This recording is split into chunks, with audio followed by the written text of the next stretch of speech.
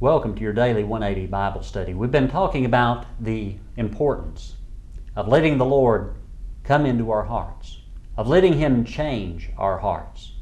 That's a difficult thing to do, but there is power in the gospel of Jesus Christ to do that, the way that nothing else possibly can.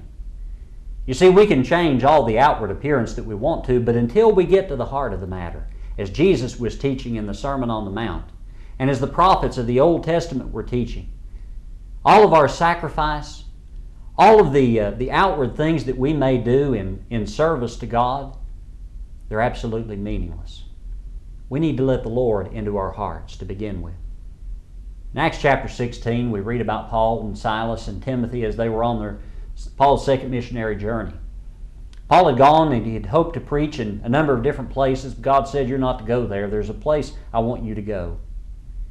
And he calls him in Acts chapter 16 to go over into Macedonia. And you can only imagine what Paul must have been anticipating. There must be fields white to harvest here.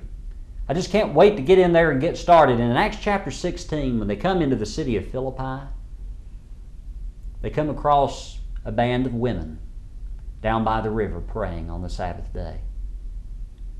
I don't know about what Paul was feeling, but I might have felt a sense of disappointment. This is all there is. This is what we came here for. But notice what God does here. In verse number 14, he says, "Now a certain woman named Lydia heard us. She was a seller of purple from the city of Thyatira who worshipped God. And the Lord opened her heart to heed the things spoken by Paul. She and her household were baptized. And there were great things that happened beginning there in the city of Philippi. They helped Paul so much in his journeys, supported him in so many of the things that he went on to do. It was a great church that began there that day. But it all began with a heart that was open to the gospel of Christ.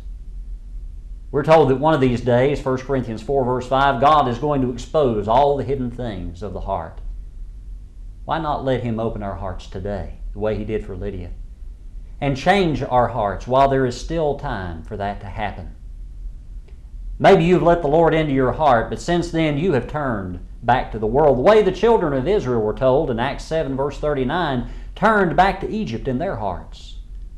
We can do the same thing if we're not careful. If you will give your heart to the Lord, He will keep it safe from all harm, from now until eternity.